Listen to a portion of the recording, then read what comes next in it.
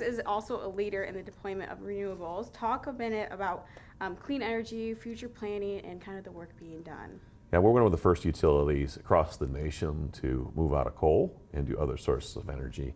So our last coal plant will retire in 2025. That's a 60% carbon reduction. Puts us in line with the Paris Accord 1.5 degree scenario, so better for climate change. And that means we're going to build a lot of renewables, so people still have a reliable supply of power because people want to go to the light switch, they want to turn it on, and they want to make sure there's electricity there. And so we ensure not only the reliability of the wires, but also of the supply or the power plants behind it. And so we're building out a lot of renewables across the state, wind and solar. We'll be adding more batteries to that as well to ensure reliability. And then we'll still have a little bit of natural gas in the mix to ensure the power and the lights stay on. And you're a big champion of economic development across consumers' footprint. Can you highlight some of the key projects you're proud of and what is on the horizon for the future? Well, I've been involved in economic development for a long time, and so there's a lot of projects. You know, up here in northern Michigan, Rochow, over there in Grayling, was a big project, a greenfield, particle board facility. Now they have laminate lines. One of the first, or one of the largest in the U.S., and so that was a big win for the area, a big win for the state. Hemlock Semiconductor, one of the purest forms of polysilicon, is made in Michigan here.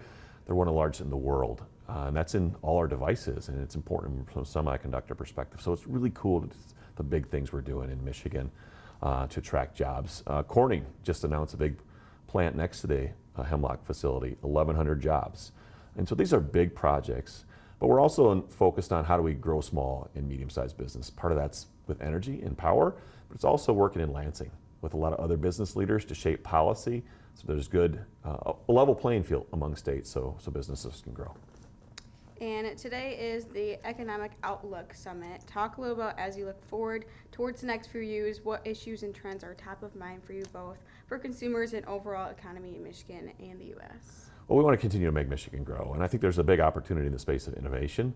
There's a lot of great work going on in the Traverse City area and surrounding areas in innovation, but also throughout the state, at the University of Michigan and Southeast Michigan, Grand Rapids. But how do we do that collectively? And how do we create a space where not only attract innovation, but we can grow that? And unfortunately, a lot of the venture capital funds and innovators, as they go through scaling up from their business from just a startup to something more, the VC funds, or the venture capital funds, come from out of state.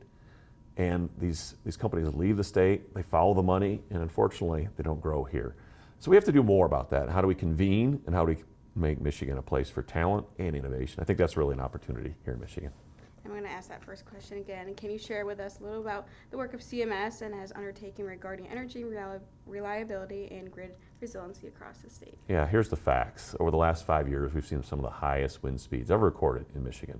So Mother Nature is certainly having an impact here in Michigan. We need a grid that's going to be reliable right now, but also resilient for the future to be able to withstand the winds that we're seeing. So that means larger diameter poles, right? It means in some cases going underground with the wires, a variety of techniques to make the system harder and stronger, but also to automate. There's a lot of technology that we can invest in the grid so that when there is an interruption, you get your power back sooner. One of the largest investments we've made in our 5 and 10 year history to improve the electric grid for all our customers.